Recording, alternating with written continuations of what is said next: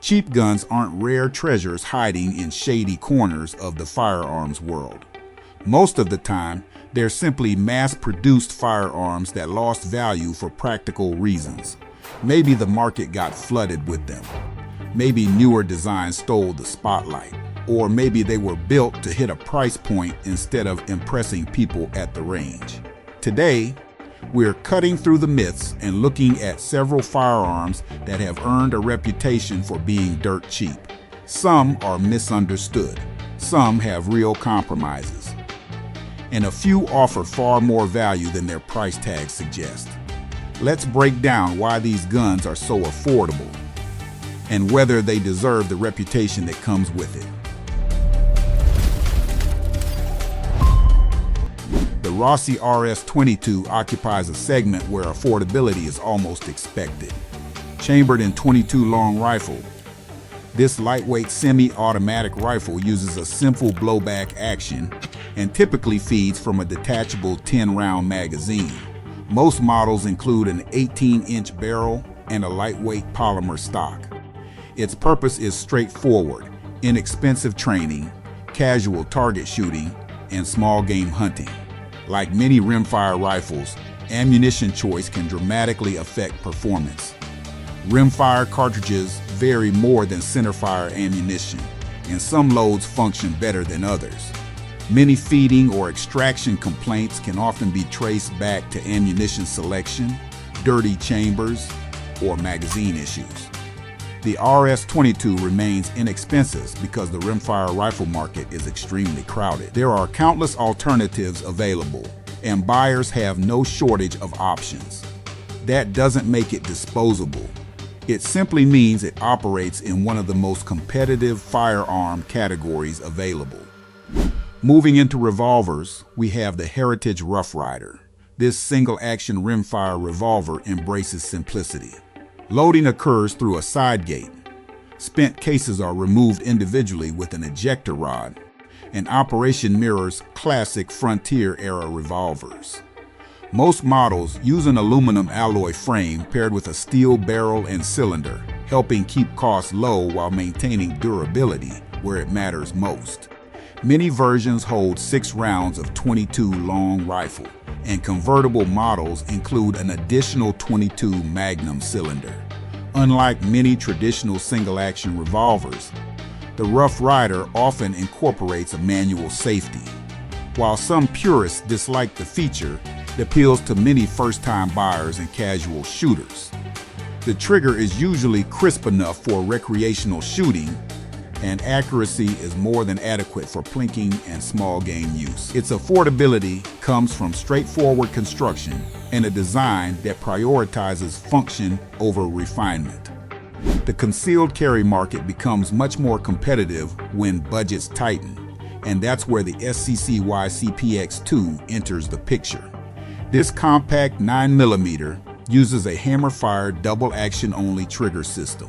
Every trigger press both cocks and releases the hammer, simplifying the internal design while reducing manufacturing costs. The pistol features a polymer frame, lock breech operation, and a double-stack magazine that typically holds 10 rounds. Its compact dimensions make it easy to carry, though the lightweight frame can produce noticeable recoil.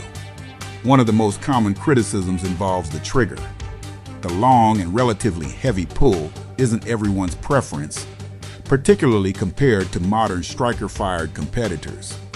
Early production pistols also developed a reputation for occasional feeding and extraction issues, though later models generally improved. Combined with basic sights, modest finish quality, and limited resale demand, these factors help keep prices low. The company's warranty support has remained a major selling point for many owners. The Ruger EC9S is one of the more surprising entries on this list. Unlike some budget pistols that struggle with reputation, the EC9S comes from a manufacturer with a strong track record. Its affordability has more to do with market pressure than design flaws.